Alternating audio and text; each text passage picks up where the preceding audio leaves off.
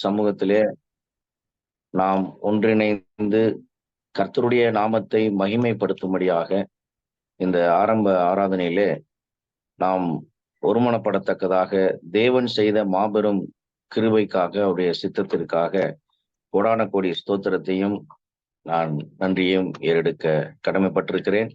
இந்த நல்லதொரு வாய்ப்புக்காக தேவனுக்கு நன்றி செலுத்துகிறேன்.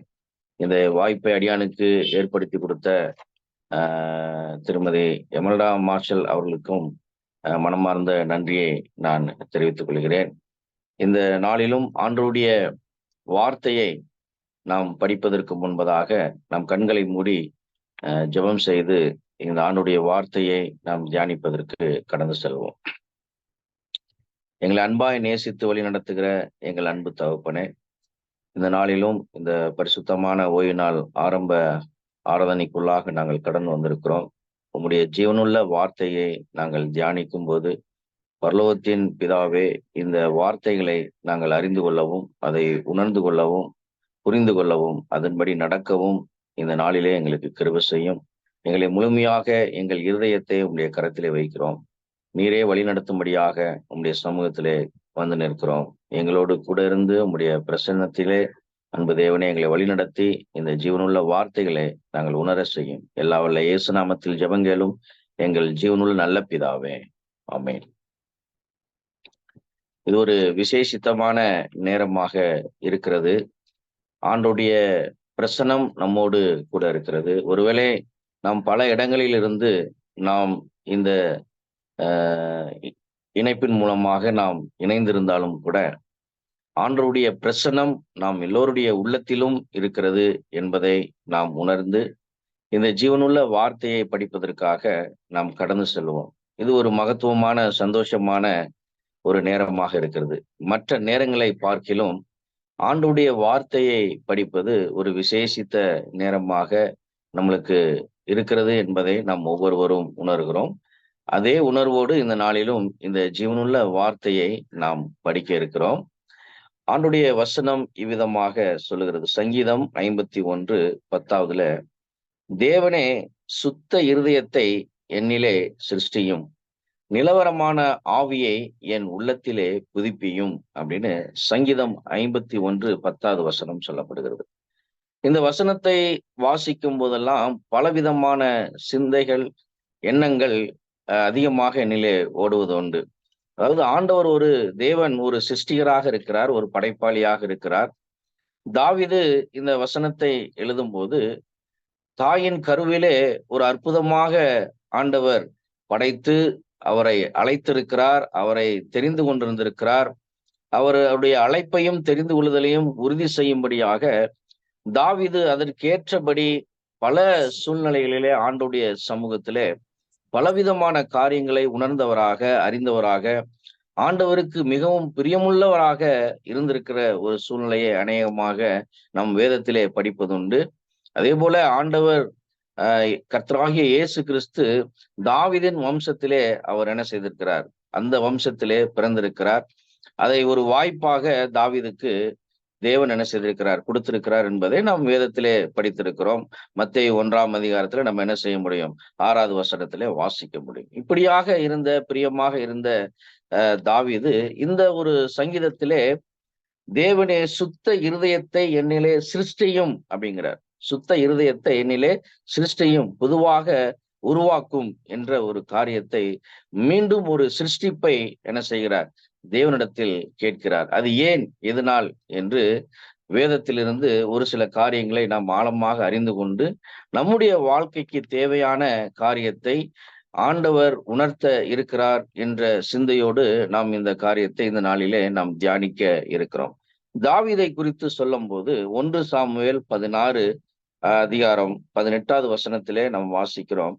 அப்பொழுது அந்த வேலைக்காரரில் ஒருவன் பிரதி உத்தரமாக, இதோ பெத்லெமேயனாகிய ஈசாயின் குமாரன் ஒருவனை கண்டிருக்கிறேன். அவன் வாசிப்பதில் தேறினவன், அவன் பராக்கிரமசாலி, யுத்த வீரன், காரிய சமத்தன், சௌந்தரியம் உள்ளவன், கர்த்தர் அவனோடே கூட இருக்கிறார் என்று. இப்படி பலவிதமான வசனங்கள், கர்த்தர் அவனோடு கூட இருக்கிறார், கர்த்தர் அவரை வழிநடத்தினார் என்பதெல்லாம் பலவிதமான காரியங்களை நாம் வேதத்திலே என்ன செய்ய முடியும், வாசிக்க முடியும். கர்த்தர் அவரோடு கூட இருந்து பெரிய பலமாக தாவீதுக்கு துணையாக இருந்தார், அவனோடே கூட இருந்தார் என்றெல்லாம் வேதவசனம் சொல்லுகிறது. அவன் வாசிப்பதில் தேறினவன், பராக்கிரமசாலி, யுத்த வீரன், காரிய சமத்தன், சௌந்தரியம் உள்ளவன், கர்த்தர் அவனோடு கூட இருந்தார். இப்படிப்பட்ட தாவீதுக்கு கர்த்தர் அவனோடு கூட இருந்தார் என்று இந்த ஜீவனுள்ள வார்த்தை சொல்லுகிறது. அதாவது எல்லா நேரங்களிலும் தாவீதுக்கு துணையாக கர்த்தர் இருந்திருக்கிறார்.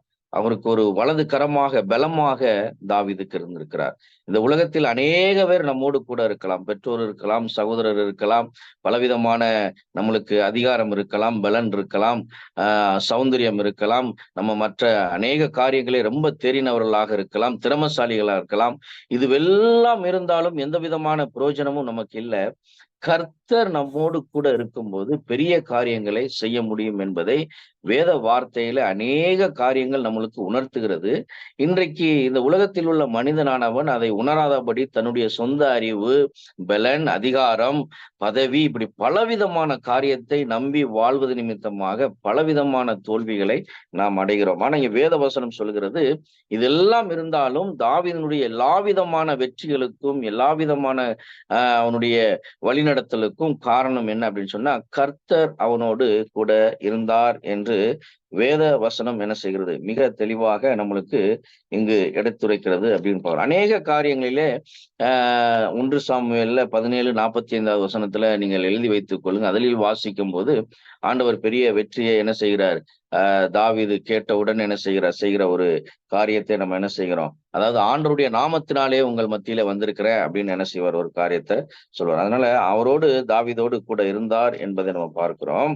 அவ்வளவு ஒரு பெரிய ஒரு மகத்துவமான காரியத்தை தாவீது பெற்றிருந்தார். அதே போல தாவீதை குறித்து புதிய ஏற்பாடுல ஒரு சாட்சி சொல்லும் போது அங்கு ஒரு காரியத்தை பார்க்கிறோம். அப்போஸ்தலர் 13:22 வசனம்.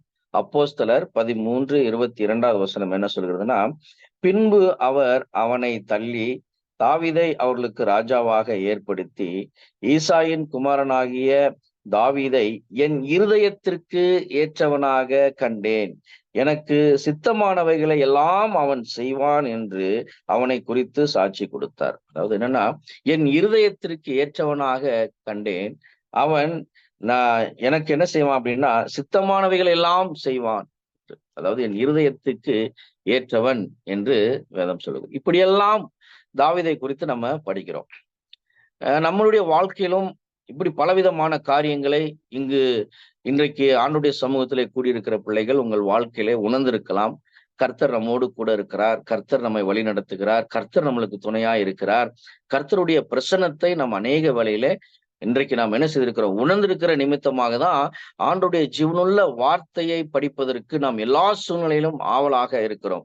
அது ஒரு அற்புதமான வார்த்தை, ஜீவனுள்ள வார்த்தை, அதிசயத்தை நம்முடைய வாழ்க்கையில பிறப்பிக்கக்கூடிய ஒரு வார்த்தை என்பதை இன்றைக்கு உணர்ந்தது நிமித்தமாக தான் ஆண்டவருடைய சமூகத்திலே எப்படியாவது நாம் அதிகமாக நெருங்கி ஜீவித்து அவருக்கு இருதயத்திற்கு ஏற்ற பிள்ளைகளாக நீங்களும் நானும் வாழ வேண்டும் என்கிற ஒரு வாஞ்சை இன்றைக்கு நம்ம அதிகமாக இருக்கிறது நிமித்தமாக எல்லா நேரங்களிலும் நேரம் கிடைக்கும் போதெல்லாம் ஆண்டவருடைய வார்த்தையை நம்ம என்ன செய்கிறோம், படிக்கிறோம். எப்படியாவது நம்முடைய சரீரத்திலே இருக்கிற, நம்முடைய சிந்தையில் இருக்கிற தேவையில்லாத காரியத்தை எல்லாம் அகற்றி விட்டு நம்ம எப்போதெல்லாம் ஆண்டவருடைய வார்த்தையை படித்து அதை உணர்கிறோமோ அப்போதெல்லாம் ஆண்டவரோடு நெருங்கி ஜீவிக்க வேண்டும் என்று. இங்கு தாவீது அப்படிதான் இருந்து கொண்டிருக்கிறார். இருதயத்திற்கு ஒரு ஏற்ற மகனாக அவர் வாழ்ந்து கொண்டிருக்கிறார். அப்படிப்பட்ட தாவீதினுடைய வாழ்க்கையில பெரிய ஒரு மாற்றம் ஏற்படுகிறது. அந்த இருதயத்திற்கு ஏற்ற ஒரு மகனாக என்னுடைய சித்தத்தெல்லாம் நான் என்னெல்லாம் சிந்திக்கிறேனோ அதெல்லாம் செய்வான் என்று ஆண்டவர் அந்த எண்ணிக்கொண்டு அந்த மகனை அப்படியாக ஒரு நேசமுள்ள மகனாக இருந்த ஒரு சூழ்நிலையில தாவீதினுடைய வாழ்க்கையில ஒரு பெரிய ஒரு மாற்றம் ஏற்பட்டது நிமித்தமாக தான் தன்னுடைய இருதயம் எவ்வளவு முக்கியமானது என்பதை தாவீது உணர்ந்து அந்த இருதயத்தினுடைய சூழ்நிலையை அறிந்து தாவீது சொல்றாரு, தேவனே என்னிலே சுத்த இருதயத்தை சிருஷ்டிக்கும். இன்றைக்கும் ஆண்டவருடைய சமூகத்துல எவ்வளவோ காரியங்கள் நம்முடைய இருதயம் எப்படி இருக்கிறது என்பதை இன்றைக்கு நாம் ஆராய்ந்து அறிந்து கொள்ளப் போகிறோம். என்று சொன்னால், ஆவியானுடைய துணை இல்லாமல் நம்முடைய இருதயத்தை ஆராய்ந்து நாம் அறிந்து கொள்ள யாராலும் முடியாது. இந்த நாளிலும் ஆண்டுடைய சமூகத்திலே தாவீது ஏன் இந்த வார்த்தையை சொன்னார்? இறுதிக்கு ஏற்ற மகன், கர்த்தர் அவனோடு கூட இருந்தார். பலவிதமான காரியங்களை ஆண்டவருடைய துணையோடு செய்த தாவீதினுடைய சூழ்நிலை ஏன் அப்படி மாற வேண்டும் அப்படின்னு சொன்னா, தாவீது பெரிய ஒரு தவறை செய்கிறார். வேதாகமத்தில் அப்படிப்பட்ட ஒரு கொடுமையான பாவத்தை தேவனுக்கு பிரியமாக இருதயத்திற்கு ஏற்ற ஒரு மகனாக இருந்து தேவனுக்கு விரோதமான கசப்பான காரியத்தை செய்த தாவீது, அதை குறித்து ஒரு விசை நாம் பார்த்துவிட்டு இன்றைக்குரிய முக்கியமான ஆவிக்குரிய செய்திக்கு நாம் என்ன செய்வோம், அதை தொடர்ந்து நாம் கடந்து செல்வோம்.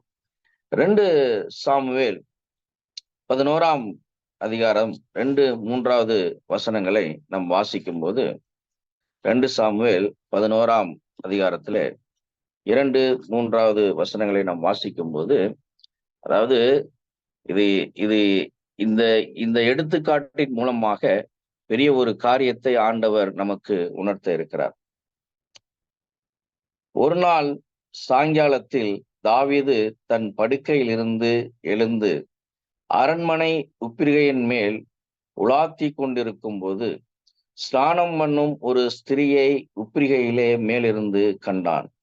அந்த ஸ்திரியோ என்றால் சௌந்தரியவாதியாய் இருந்தாள் என்று வேதம் சொல்லுகிறது. அப்பொழுது தாவீது அந்த ஸ்திரீ யார் என்று விசாரிக்க ஆள் அனுப்பினான்.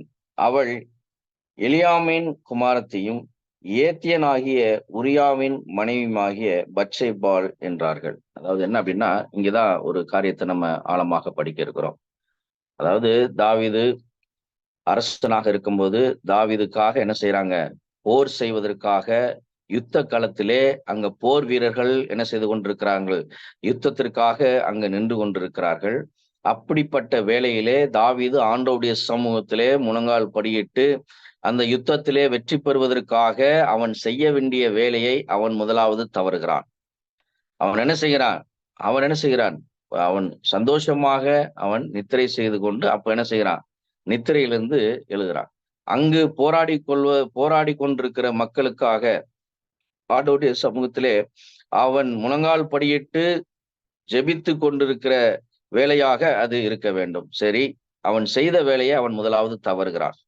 நாம் செய்யக்கூடிய வேலையை நாம் தவறும் போது அங்க என்ன செய்கிறது, அப்போதுதான் பிரச்சனை வருகிறது. நாம் செய்ய வேண்டிய வேலையை, நம்மளுக்கு கொடுக்கப்பட்ட வேலையை நாம் சரியாக செய்து கொண்டிருந்தோம் என்று சொன்னால் எந்த விதமான பிரச்சனையும் அங்கு இருக்காது. சரி, முதலாவது அங்க ஒரு பிரச்சனை நம்ம என்ன செய்கிறோம் பார்க்கிறோம். ஒரு நாள் சாயங்காலத்திலே தாவீது தன் படுக்கையில் இருந்து எழுந்து என்ன செய்யறான், அது நம்மளுக்கு இந்த சம்பவம் நன்றாக தெரியும். அப்ப என்ன செய்யறான், இப்படிப்பட்ட ஒரு பாவமான ஒரு காரியம் அவன் பார்வையில என்ன செய்கிறது, படுகிறது. இன்றைக்கும் நம்மளுக்கு இந்த பாவம் நிறைந்த உலகத்திலே நம்ம என்ன செய்யறோம், அநேக விதமான காரியங்களை நம்முடைய கண்கள் பார்க்கிறது, அதை நம்ம மறுக்க முடியாது. நம்மளை சுற்றிலும் பாவம் இருக்கிறது, அதை தள்ளிவிட்டு ஓட வேண்டும் என்று சொல்லி நம்மளுக்கு வேதம் சொல்லுகிறது. இன்னொரு வசனத்தை நாம் வாசிக்கும் போது யோபு 15ஆம் அதிகாரம் 12வது வசனம். யோபு 15:12. உம்முடைய இருதயம் உம்மை எங்கே கொண்டு போகிறது, உம்முடைய கண்கள் நெறிந்து பார்க்கிறது என்ன? அதாவது உம்முடைய இருதயம் உம்மை எங்கே கொண்டு போகிறது. நம்முடைய இருதயம் தான் எல்லா காரியத்திற்கும் நம்மளை நடத்துகிறதாக இருக்கிறது. அதிலிருந்து பிறக்கிற சிந்தை அதை என்ன செய்கிறது, நமக்கு அது நம்மை வழிநடத்துகிற ஒன்றாக இருக்கிறது என்பதை என்ன செய்கிறோம், இந்த வசனத்தின் மூலமாக நம்ம வாசிக்கிறோம். உம்முடைய இருதயம் உம்மை எங்கே கொண்டு போகிறது என்று என்ன செய்கிறது சொல்கிறது. அப்ப நம்ம கண் பார்க்கிறது, அந்த கண் பார்வை நிமித்தமாக ஆண்டவரே இது தவறு என்று நாம் அங்கிருந்து கடந்து செல்ல வேண்டும். நாம் அந்த இருதயத்தில் பிறக்கிற சிந்தை பாவம் அடுத்து நம்மளை என்ன செய்கிறது, பாவத்திற்குள்ளாக வழி நடத்துகிறது. அப்ப அந்த இருதயம் எல்லாவற்றிற்கும் அது ஒரு காரணமாக இருக்கிறது. அதுதான் எபிரேயர் 17ஆம் அதிகாரம் 9, 10வது வசனத்துல நம்ம பின்பதாக அதை வாசிக்கலாம். ஏன் என்று சொன்னால் இருதயத்தை குறித்து நம்ம என்ன செய்கிறோம், அதை வாசிக்கிறேன்னு. எபிரேயர் 17ஆம் அதிகாரம் 9வது வசனம். எல்லாவற்றை பார்க்கிலும் இருதயமே திருக்குள்ளதும் மகா கேடுள்ளதுமாய் இருக்கிறது. அதை அறியத்தக்கவன் யார்? கர்த்தராகிய நானே ஒருவனுக்கும் அவனவன் வழிகளுக்கும் செய்கைகளின் பலன்களுக்கும் தக்கதாய் கொடுக்கும்படிக்கு இருதயத்தை ஆராய்கிறவரும் உள்ளியந்திரங்களை சோதிக்கிறவருமாய் இருக்கிறேன். ஏன்னா இன்றைக்கு அந்த இருதயம் அவ்வளவு கேடுள்ளதாக இருக்கிறது. அந்த இருதயத்தில் பிறக்கிற அந்த பாவத்தின் நிமித்தமாக, அந்த சிந்தையின் நிமித்தமாக தாவீது என்ன செய்கிறார்? பெரிய ஒரு பாவத்தை செய்யத்தக்கதாக ஒரு சூழ்நிலை ஏற்படுகிறது. சரி, அதை பார்த்துட்டாரு. அவருடைய உள்ளத்திலே ஒரு இச்சை உருவாயிருச்சு. அந்த இருதயத்திலே என்ன செய்கிறார்? பலவிதமான எண்ணங்களும் சிந்தைகளும் அவர் உருவாகும் நிமித்தமாக அது யார் என்பதை அவர் என்ன செய்கிறார்? விசாரித்து வர சொல்கிறாரு. அதை என்ன செய்யறாங்க? விசாரித்து வருகிறாங்க. விசாரித்து வரும்போது அப்போது தாவீது அந்த ஸ்திரீ யார் என்று விசாரிக்க ஆள் அனுப்பினான். அவன் எலியாமின் குமாரத்தையும் ஏத்தியனாகிய உரியாவின் மனைவியுமாக பத்சேபாள் என்றார்கள். அதாவது இந்த ஒரு காரியத்தை சொன்ன உடனே தாவீது ஆண்டவருக்கு பயந்து அவன் என்ன செய்திருக்கான் அப்படின்னு சொன்னா, நான் பெரிய ஒரு தவறு செய்ய பார்த்தேனே அப்படின்னு சொல்லி ஒரு சிந்தையில் எண்ணம் கொண்டவனாக ஆண்டோடைய சமூகத்திலே மண்டியிட்டு என்ன செய்திருக்கணும்? ஆண்டோடைய சமூகத்திலே மன்னிப்பு கேட்டிருக்கணும். ஆனால் அப்படி செய்யல. அந்த இருதயம் மிக கேடு உள்ளது என்பது நிமித்தமாக இந்த இருதயம் உன்னை எங்கே வழிநடத்துகிறது? அதுதான் வழிநடத்துகிறது. அப்ப அவனுடைய இருதயத்துல இதை பார்த்த உடனே பாவ சிந்தை பிறப்பித்து பலவிதமான எண்ணங்கள் என்ன செய்கிறது? அவனுடைய உள்ளத்திலே உருவாகி, அப்போது தாவீது ஆள் அனுப்பி அவளை அழைத்து வர சொன்னான்.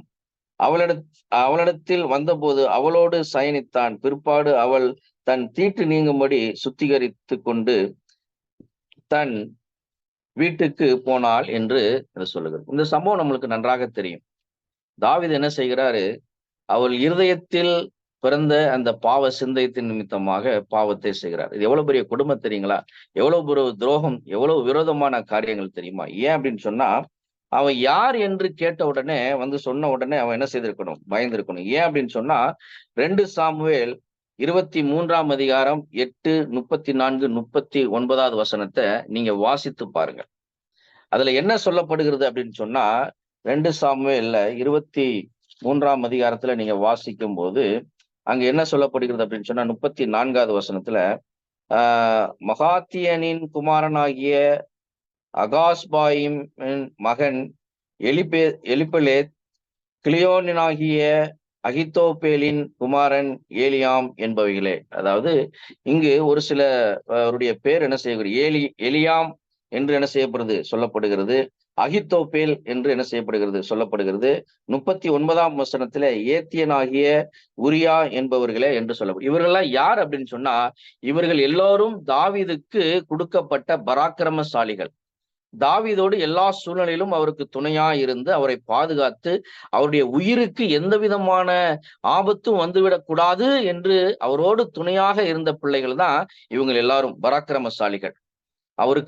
அவர் ஓடி போய் குகையில உழைந்த போதும் சரி, எல்லா சூழ்நிலையிலும் அவரோடு கூட இருந்தவங்க. இவங்கெல்லாம் கொடுக்கப்பட்ட அந்த 39 அதாவது பராக்கிரமசாலிகளில் இவர்கள் எல்லாம் ஒருவராக இருக்கிறார்கள். யாரு? அந்த பத்சேபாளுடைய தகப்பனார். அவர் மாத்திரமல்ல, பத்சேபாளுடைய கணவர் உரியா. இவங்க எல்லாருமே தாவீதுக்கு பராக்கிரமசாலியாக இருந்தவர்கள். இந்த அகித்தோப்பேலின் மகன் தான் எலியாம். அகித்தோப்பேலின் மகன் தான் எலியாம். இந்த அகித்தோப்பேல் யாருன்னு நீங்க முன்பதாக வாசித்து பார்த்தீங்கன்னா, அவர் ஒரு ஆலோசனைக்காரர் தாவீதுக்கு. அப்ப தாத்தா ஒரு ஆலோசனைக்காரர், அப்பா ஒரு பராக்கிரமசாலி, அவரு பத்சேபாளுடைய கணவரும் ஒரு பராக்கிரமசாலியில ஒருவராக இருந்தார். தாவீதுக்கு அருகாமையிலே என்ன செய்தாங்க? எல்லாரும் அவருக்கு ஒரு பாதுகாவலாக இருந்தவர்கள். அப்படிப்பட்ட ஒரு குடும்பத்தில் இருந்து வந்த ஒரு பத்சேபாளை தாவீது துணிகரமாக, அதாவது கண் பார்த்து அவர் இருதயத்தில், அதனாலதான் இருதயம் கேடு உள்ளது, திருக்குள்ளது என்று சொல்லப்படுகிறது. அதில் பிறந்த பாவ சிந்தை நிமித்தமாக ஆவியானவருக்கு, தேவனுக்கு விரோதமான ஒரு துணிகரமான, சற்றும் யோசிக்காதபடி ஒரு பாவத்தை என்ன செய்கிறார்? தாவீது செய்கிறார். அந்த பாவத்தின் நிமித்தமாக விளைவுகளை மறைப்பதற்கு, போரிலே அங்கு போர் செய்து கொடு தனக்காக தன் ஜீவனை விடுவதற்காக போர்க்களத்திலே இருந்த உரியாவை மறுபடியும் வரவழைத்து அவன் போட்ட நாடகம்லாம் நம்மளுக்கு தெரியும். எவ்வளவு அப்பாவியாக அந்த உரியா இருந்தான். ஒரு ஆட்டை போல, ஒன்றும் அறியாதவனை போல அவன் மறுபடியும் வந்து அவன் சொன்னதற்கெல்லாம் தலையாட்டி கொண்டு, நீ வீட்டுக்கு போன்னு சொன்னாலும் நான் வீட்டுக்கு போக மாட்டேன், போர் சேவர்கள் எல்லாம் அங்கு இருக்கும்போது நான் எப்படி போய் என் மனைவியோடு நான் இருக்க முடியும் அப்படின்னு சொல்லி அரண்மனையிலே என்ன செய்யறான், படுத்திருக்கிறான். மறுபடியும் அவனுக்கு மதுபானத்தை கொடுத்து அப்படியாவது அனுப்பிடு, போகவே இல்லை. அவ்வளவு உண்மை உள்ளவனாக இருந்தவனுக்கு அவனுடைய கரத்திலே ஒரு கடிதத்தை தாவீது எடுத்து கொடுத்தார். அவனுடைய கரத்திலே ஒரு கடிதத்தை எழுதி கொடுத்து அவனுடைய மரண கடிதத்தை என்ன செய்யறான். நம்மளா இருந்தனா போற வழியிலே படிச்சு பார்த்திருப்போம், அதை கூட செய்யல. உரியா நம்பிக்கையோடு அந்த கடிதத்தை எடுத்து கொண்டு போய் தன்னுடைய மரணத்தை தீர்மானிக்கக்கூடிய கடிதத்தை தானே எடுத்து செல்கிறான். இவ்வளவு பெரிய ஒரு பாவத்தை செய்தவன் தான் தாவீது. இவ்வளவு ஒரு கொடிய ஒரு துரோகத்தை, ஒரு கொடுமையான பாவ இச்சையை தன்னுடைய சிந்தையில் கொண்டு ஒரு திட்டமிட்டு செய்யப்பட்ட பெரிய ஒரு பாவம் தான் இந்த பாவம். அதன் நிமித்தமாக தான் தாவீது இந்த காரியத்தை, ஆண்டவருக்கு விரோதமான பெரிய ஒரு பாவத்தை இன்றைக்கு நான் செய்து விட்டேன் என்ற உணர்வுல தான் அதை உணர்த்தப்பட்ட போது இதற்கு வேற வழி எதுவுமே கிடையாது. ஆண்டவருடைய சமூகத்திலே மன்னிப்பை பெற்றுக்கொள்ளவே முடியாது. ஏன்னு சொன்னால் அவன் செய்த பாவம் கொடிய பாவம், துரோகம், விரோதமான காரியம், பெரிய ஒரு கொலைபாதகனாக மாறிவிட்டான் தாவீது. இதை மாற்றுவதற்கு வேற வழியே கிடையாது. இதை மாற்றுவதற்கு வேற வழியே கிடையாது. ஆண்டவர் மாத்திரம்தான், கர்த்தர் மாத்திரம்தான் என்று உணர்ந்தது நிமித்தமாக தாவீது சங்கீதத்தில் எழுதுகிறார், தேவனே சுத்த இருதயத்தை என்னிலே சிருஷ்டியும்.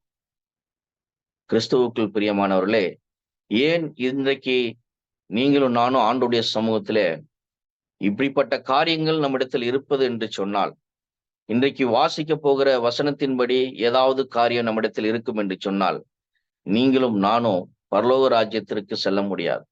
இந்த ஆழமான காரியத்தை தாவீது அறிந்தது நிமித்தமாக நித்தியமாக ஆண்டவருடைய சமூகத்திலே நான் இருக்க முடியாது, அப்படிப்பட்ட விரோதமான காரியத்தை நான் செய்து விட்டேன் என்று உணர்ந்தது நிமித்தமாக தாவீது என்ன செய்கிறார், தேவனே வேற வழியே இல்லை, என்னிலே சுத்த இருதயத்தை சிருஷ்டியும். மறுபடியும் அதை படையும் ஆண்டவரே. அந்த இருதயம் கெட்டு போச்சு, அந்த இருதயம் கரைபட்டு விட்டது, அந்த இருதயம் நொறுங்குண்டு போயிடுச்சு, வேற வழியே இல்லை, நீங்க என்ன செய்யுங்க, என்னிலே சுத்த இருதயத்தை சிருஷ்டியும் அப்படின்னு ஆண்டவருடைய சமூகத்துல தாவீது என்ன செய்யறான், சரணடைகிறான்.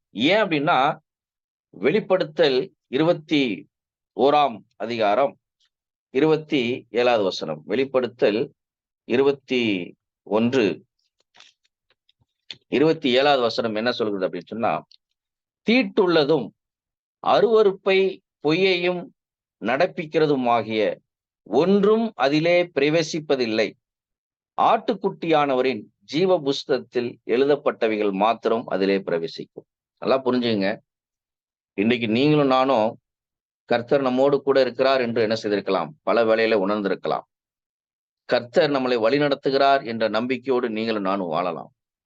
ஆனால் வேதம் சொல்லுகிறது, தீட்டுள்ளதும் அருவருப்பை பொய்யையும் நடப்பிக்கிறதுமாக ஒன்றும் அதிலே பிரவேசிப்பதில்லை. இன்றைக்கு ஆண்டவருடைய அழைப்பையும் ஆண்டவருடைய தெரிந்து கொள்ளுதலையும் ஒவ்வொரு நாளும் உறுதிப்படுத்துவதற்காக, அதனுடைய காரியத்தை நாம் அறிந்து கொள்வதற்காக ஒவ்வொரு நாளும் நம்மை ஆராய்ந்து அறிந்து கொண்டிருக்க வேண்டும். நம்முடைய இருதயம் என்ன நிலையில் இருக்கிறது என்பதை நாம் என்ன செய்ய வேண்டும், ஒவ்வொரு நாளும் நாம் ஆராய்ந்து பார்க்க வேண்டும். தாவீது பெரிய ஒரு காரியத்தை செய்தது நிமித்தமாக இன்று நம்மளுக்கு இந்த நித்தியமான வாழ்க்கை ஆண்டவரோடு சேர்ந்து வாழ்வதற்கு, அந்த நித்திய ஜீவனிலே வாழ்வதற்கு நான் தகுதியற்றவனாக நான் மாறிவிட்டேன் என்று உணர்ந்தது நிமித்தமாக, ஆண்டவரே உமக்கு விரோதமான பெரிய ஒரு பாவத்தை நான் செய்து விட்டேன். ஏன்னா கண் பார்க்கிறது, அதிலே இருதயத்திலே பிறக்கிற பாவ சிந்தை என்ன செய்கிறது, ஒரு மனிதனை வழி நடத்துகிறது. அப்ப அந்த இருதயம் ரொம்ப முக்கியமான ஒரு பகுதியாக நம்முடைய சரீரத்திலே இருக்கிறது. அப்ப தீட்டுள்ளதும் அருவருப்பை பெய்யுமாகி நடப்பிக்கிறதும் ஆகிய ஒன்றும் அதிலே பிரவேசிப்பாது. அப்ப அப்படின்னா தீட்டுள்ளது என்ன, அருவருப்பு உள்ளது என்ன என்பதை வேத வசனத்துல நம்ம என்ன செய்வோம், வாசிப்போம். தீட்டுள்ளது என்ன, அருவருப்பு என்ன என்பதை வேத வசனம் என்ன சொல்கிறது? அதாவது மார்க்கு 7ஆம் அதிகாரம், மார்க்கு 7ஆம் அதிகாரம் 20, 21 வசனத்திலிருந்து நான் வாசிக்கிறேன். மார்க்கு 7ஆம் அதிகாரம் 20வது வசனத்திலிருந்து நான் வாசிக்கிறேன். மனுஷனுக்குள்ளே இருந்து புறப்படுகிறதே மனுஷனை தீட்டுப்படுத்தும். நல்லா புரிஞ்சுங்க. தீட்டுள்ளதும் அருவருப்பானதும் பொய்யை பிறப்பிக்கிறதும் பரலோக ராஜ்யத்திற்கு போகவே போகாது. அதனால அது என்ன என்பதை நம் வேதத்தில் ஆண்டவர் என்ன செய்திருக்கிறார்? கொடுத்திருக்கிறார். மனுஷனுக்குள்ளே இருந்து புறப்படுகிறது மனுஷனை தீட்டுப்படுத்தும். எப்படி எனில், மனுஷனுடைய இருதயத்திற்குள்ளிருந்து மனுஷனுடைய இருதயத்திற்குள்ளிருந்து பொல்லாத சிந்தனைகளும், விபச்சாரங்களும், வேசித்தனங்களும், கொலைபாதகங்களும், களவுகளும், பொருளாசைகளும், துஷ்டெண்ணங்களும், கபடும், காம விகாரமும், வன்கண்ணும், தூஷணமும், பெருமையும், மதிகேடும் புறப்பட்டு வரும். பொல்லாதவைகளாகிய இவைகள் எல்லாம் உள்ளிருந்து புறப்பட்டு மனுஷனை தீட்டுப்படுத்தும். இந்த வசனத்தை நீங்க நல்லா ஞாபகத்துல வச்சுக்கங்க. இது ஒரு முக்கியமான வசனம். ஏன்னா இப்படிப்பட்டவைகள் நம்முடைய உள்ளத்தில் இருக்கும் என்று சொன்னால் நம்ம அந்த நித்திய ஜீவனுக்கு போக முடியாது. இதுல ஏதாவது ஒரு காரியம் இன்றைக்கு என்னுடைய வாழ்க்கையில் இருக்குது என்று சொன்னால், தாவீதை போல அவருடைய சமூகத்திலே நாம் சரணடைந்து, ஆண்டவரே என்னிலே சுத்த இருதயத்தை சிருஷ்டியும், என்னுடைய இருதயம் திருக்குள்ளதுமாக கேடுள்ளதுமாக இருக்கிறது. அதை தாவீது உணர்ந்து, இதுல சொல்லப்பட்ட காரியம் மனுஷனுக்குள்ளே இருந்து புறப்படுகிற அது மனுஷனை தீட்டுப்படுத்தும். எப்படி எனில், மனுஷனுடைய இருதயத்திற்குள்ளிருந்து பொல்லாத சிந்தனைகளும், விபச்சாரங்களும், வேசித்தனங்களும், கொலைபாதங்களும், இந்த வரிசையா சொல்லப்பட்ட அனைத்து காரியமும் தாவீதுடைய இருதயத்திலிருந்து அன்று புறப்பட்டது நிமித்தமாக, ஐயோ இப்படிப்பட்ட தீட்டுப்படக்கூடிய காரியங்கள் என் இருதயத்திலிருந்து புறப்பட்டு என் சிந்தையில் உருவாகி நான் பெரிய ஒரு பாவத்தை செய்துட்டேன். என் கூடவே எனக்கு காவலாளியாக இருந்தவர்களுடைய குடும்பத்திலே நான் பெரிய ஒரு துரோகத்தை செஞ்சிட்டேன். இவருடைய குடும்பத்தில் உள்ள மகள் என்று சொன்ன போதே அப்போதே நான் ஆண்டவருடைய சமூகத்திலே மண்டியிட்டு, ஆண்டவரே பெரிய தப்பை செய்ய பார்த்தேனே என்று போயிருக்கணும். ஆனா என்னுடைய இருதயத்தில் பிறந்த சிந்தை என்னை வழி நடத்தினது. அந்த இருதயம் உன்னை எங்கே கொண்டு போகிறது? இன்றைக்கு நம் கண் பார்க்கிறது. இருதயத்திலே பிறக்கிற சிந்தை நம்முடைய பாவம் செய்ய வைக்கிறது. அதன் வழியிலே இன்னைக்கு நடந்து கொண்டிருக்கிறோம். அதை கட்டுப்படுத்த முடியாத ஒரு சூழ்நிலையிலே இன்றைக்கு மனிதன் வாழ்ந்து கொண்டிருக்கிறான்.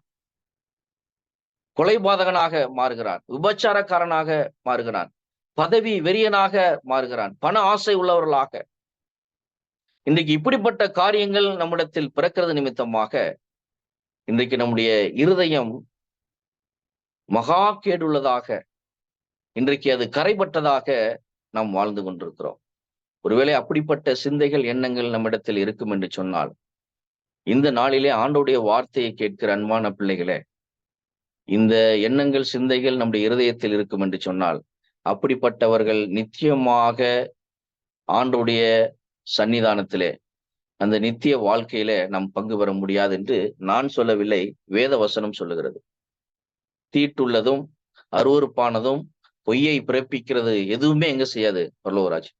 அப்ப தீட்டுள்ளது என்ன அப்படின்னா, இந்த மாதிரி காரியங்கள், சிந்தைகள் நம்மிடத்தில் இருக்கும் என்று சொன்னால், நம் ஆண்டோடைய சமூகத்திலே இந்த நாளிலே, இந்த பரிசுத்தமான ஓய்வு நாள் ஆரம்ப வேளையிலே ஆண்டோடைய சமூகத்திலே கூடியிருக்கிற பிள்ளைகளுக்கு ஆண்டோடைய வார்த்தை, தாவீது பெரிய ஒரு துரோகத்தை செய்த போதிலும், அதனாலதான் தாவீது என்ன செய்கிறார்?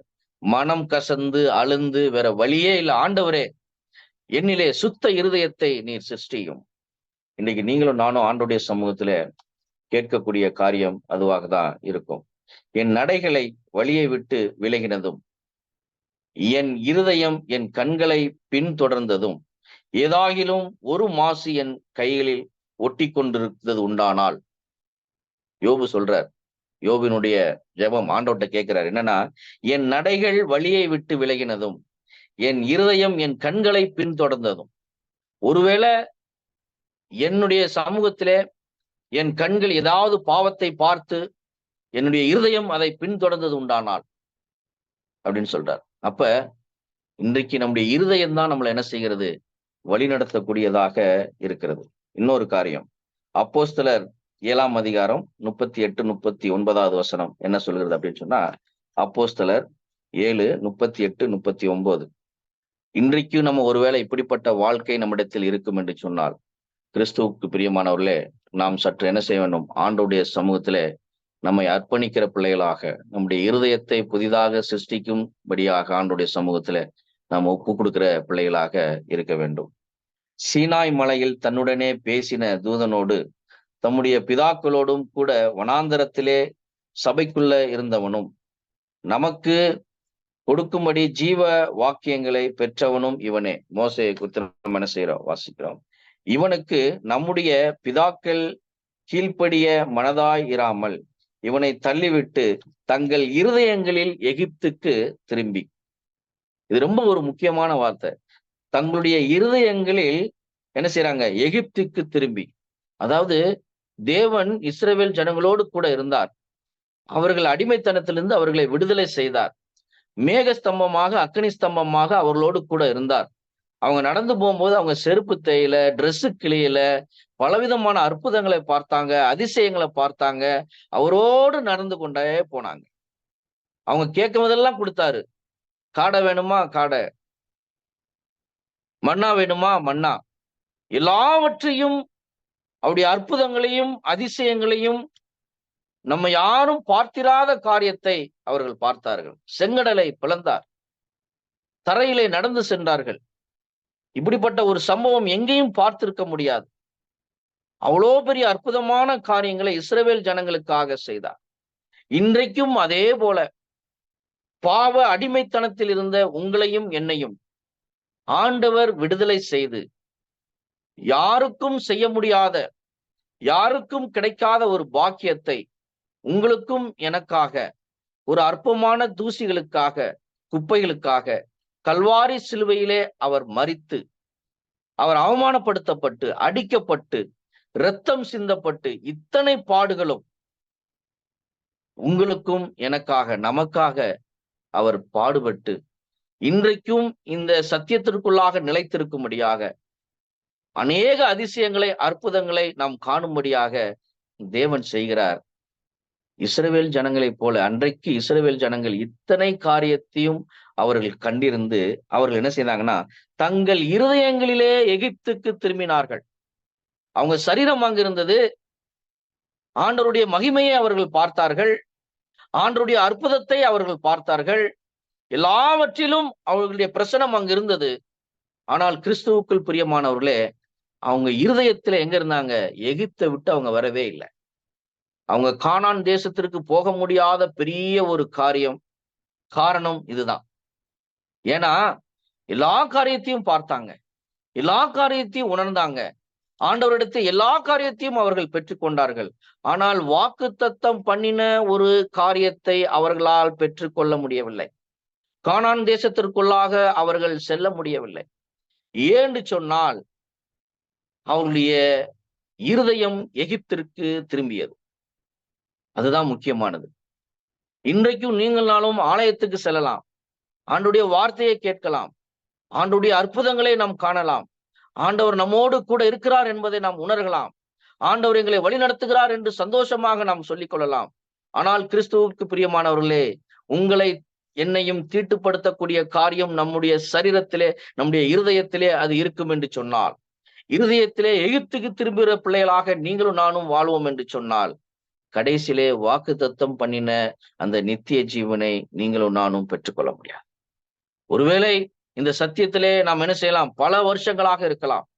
ஒருவேளை நாம் தலைவர்களாக இருக்கலாம், நாம் நிர்வாகத்தில் சிறந்தவர்களாக இருக்கலாம், பல வல்லமையான காரியத்தை நாம் செய்தவர்களாக இருக்கலாம்.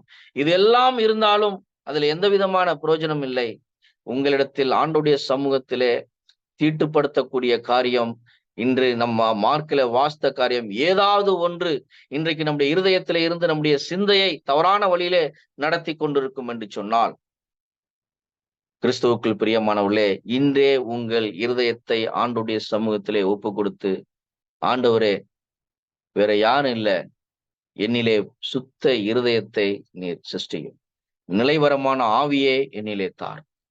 அப்படி தாவீது பெற்றுக்கொண்டது நிமித்தமாக தான் அதை எல்லாம் முழுமையாக வேற வழியே இல்லை ஆண்டவரே, என்னை புதிதாக சிருஷ்டியும், என் இருதயத்தை நீர் சிருஷ்டியும் ஒப்பு கொடுத்தது நிமித்தமாக தான் மீண்டும் ஆண்டவர் என்ன செய்கிறார்?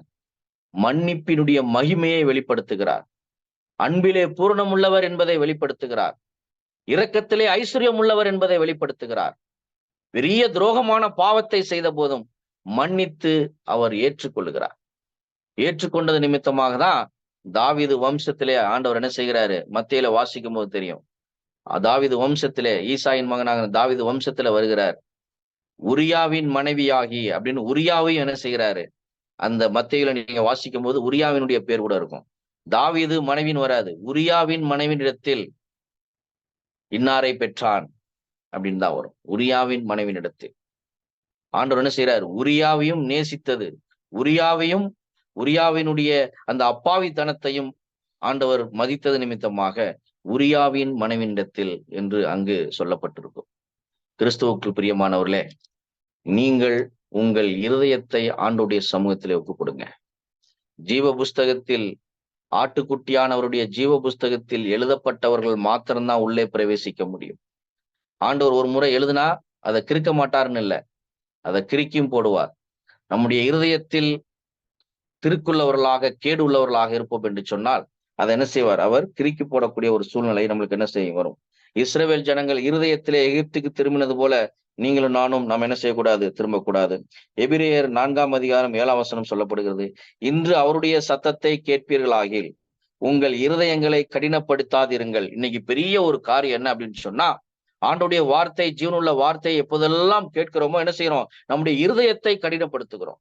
அந்த இருதயத்திலே விதைக்கப்படுகிற விதைகள் பலன் தராதபடி என்ன செய்கிறோம்? அப்படி நாம் என்ன செய்யக்கூடாது, கடினப்படுத்தாதிருங்கள் என்று வெகு காலத்திற்கு முன்னே தாவீதின் சங்கீதத்தில் என்ன செய்யப்பட்டிருக்கிறது? சொல்லப்பட்டிருக்கிறது. அதனால நம்முடைய இருதயத்தை நம்ம என்ன செய்யக்கூடாது? கடினப்படுத்துகிறவர்களாக இருக்கக்கூடாது என்று வேதம் சொல்லுகிறது. ஏனெனில் அவருடைய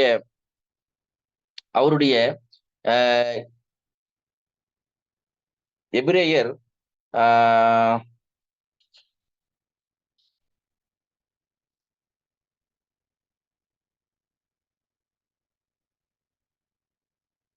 7:10 வசனம், இந்த வசனத்தை நீங்கள் குறித்து வைத்துக் கொள்ளுங்கள். எபிரேயர் 4:9 அங்க சொல்றாரு, இன்று அவருடைய சத்தத்தை கேட்பீர்களாகில் உங்கள் இருதயங்களை கடினப்படுத்தாதிருங்கள். நம்முடைய இருதயங்களை நம்ம என்ன செய்யக்கூடாது?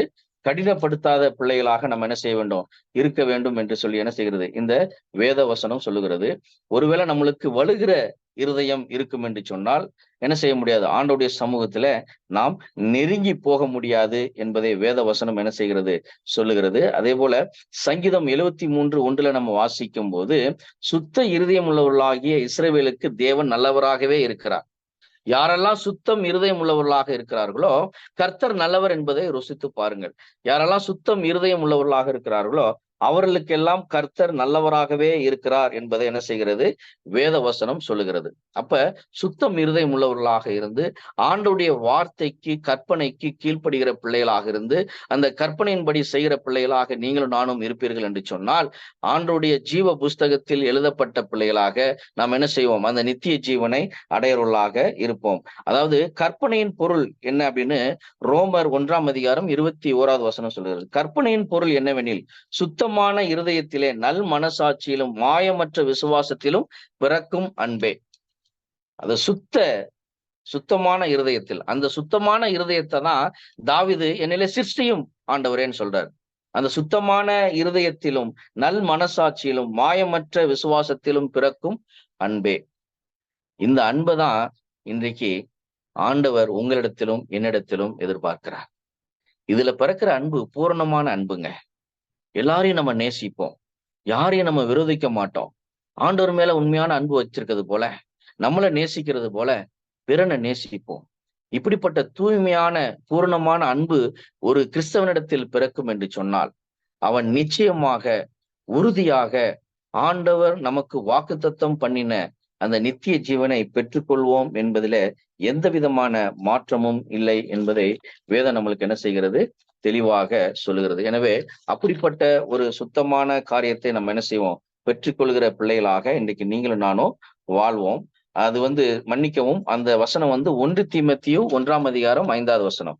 கற்பனையின் பொருள் என்னவெனில் 1 தீமோத்தேயு 1ஆம் அதிகாரம் 5வது வசனத்துல இந்த வசனத்தெல்லாம் குறித்து வைத்துக் கொள்ளுங்கள்.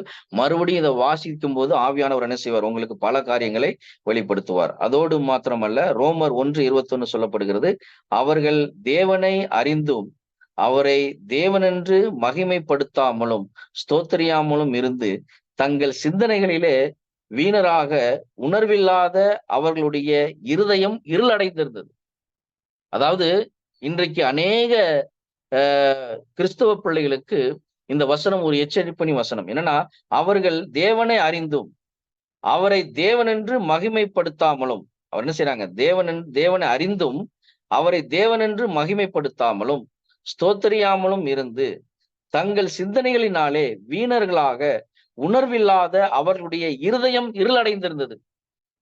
இன்றைக்கு அப்படிதான். தேவனை அறிந்தும் அவருடைய சத்தியத்தை அறிந்தும் நம்ம என்ன செய்கிறோம்? தேவனை என்ன செய்கிறோம்? தேவனென்று மகிமைப்படுத்தாமலும் ஸ்தோத்திரியாமலும் இருந்து தங்கள் சிந்தனையினாலே வீணர்களாக உணர்வில்லாதவர்களாக அவருடைய இருதயத்திலே இருளடைந்தது. இன்னைக்கு நம்முடைய வாழ்க்கை, நம்முடைய ஆராதனை அப்படிதான் இருக்குது. தேவனை அறிஞ்சிருக்கிறோம், சத்தியத்தை அறிந்திருக்கிறோம், ஆனா தேவன் என்று அவருக்கு நம்ம மகிமைப்படுத்துறது இல்லை. இன்னைக்கு உலகத்தினுடைய அனைத்து காரியத்தை என்ன செய்கிறோம்? நம்ம மகிமைப்படுத்துகிறோம். அதை என்ன செய்கிறோம்? பெரிதாக என்ன செய்கிறோம்? அதை தான் ஸ்தோத்தரிக்கிறோம், அதை தான் புகழ்கிறோம். அப்படிப்பட்ட வாழ்க்கை இன்றைக்கு நம்மிடத்தில் இருந்து கொண்டிருந்து என்ன செய்கிறோம்? வீணர்களாக உணர்வில்லாதவர்களாக. அடுத்த காரியம், யாருக்கும் என்ன செய்யல? உணர்வு என்பது இல்லை. அன்றைக்கு தாவீது பாவம் செய்யும் போது ஆண்டவருடைய சமூகத்தில் அவன் உணர்வில்லாததாக மாறிவிட்டான். அவனுக்கு அந்த உணர்வு என்று, இந்த வார்த்தை ஜீவ வார்த்தையினுடைய உணர்வு என்று இருந்திருந்து என்று சொன்னால் அந்த பாவத்தை அவன் செய்திருக்க மாட்டான். இன்றைக்கு நம்மிடத்தில் உணர்வு இல்லாதவர்களாக என்ன செய்யறோம்? இருதயம் இருளடைந்து இருக்கிறது. கிறிஸ்துவுக்கு பிரியமானவர்களே, இன்னைக்கு அப்படிப்பட்ட ஒரு சூழ்நிலை இன்னைக்கு அநேக கிறிஸ்தவர்கள் மத்தியில இருக்கிறது நிமித்தமாக ஆண்டவருடைய வார்த்தையை, ஜீவனுள்ள வார்த்தையை உணர முடியாத ஒரு சூழ்நிலை. கடைசியாக ஒரு வார்த்தை வாசிக்கிறேன். அன்றியும் பாலியத்துக்குரிய இச்சைகளுக்கு இன்றைக்கு அநேக வாலிப பிள்ளைகள், இன்னைக்கு அநேக கிறிஸ்தவர்கள் அறிந்து கொள்ளக்கூடிய ஒரு காரியம், அன்றியும் பாலியத்திற்குரிய இச்சைகளுக்கு நீ விலகி ஓடி அந்த இருதயத்தோட, சுத்த இருதயத்தோட கர்த்தரை தொழுது கொள்கிறவர்களுடனே நீதியையும் விசுவாசத்தையும் அன்பையும் சமாதானத்தையும் அடையும்படி நாடு. இன்னைக்கு நம்மளுக்கு சொல்லக்கூடிய ஒரு வார்த்தை தான். இன்னைக்கு அநேக இடங்கள் இருக்கிறது, அநேக காரியங்களை நம்ம பார்க்க முடிகிறது. அன்றியும் பாலியத்திற்குரிய இச்சைகளுக்கு நீ விலகி ஓடி சுத்த இருதயத்தோட, ஆண்டவர் சொல்றார், சுத்த இருதயம்.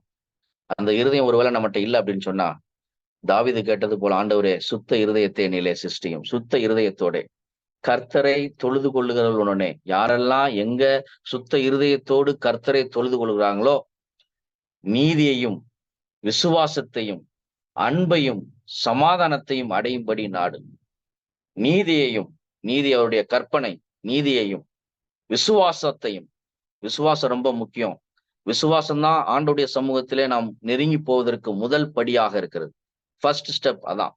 விசுவாசம் இல்லாமல் ஆண்டவருக்கு பிரியமாக இருக்க முடியாது, ஆண்டவரை நெருங்கி வாழ முடியாது.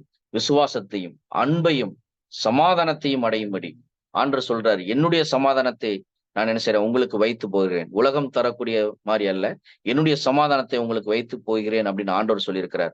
அந்த சமாதானத்தையும் அடையும்படி நாடுங்கள். கர்த்தர் நாம் ஒவ்வொருவரையும் ஆசீர்வதிப்பாராக.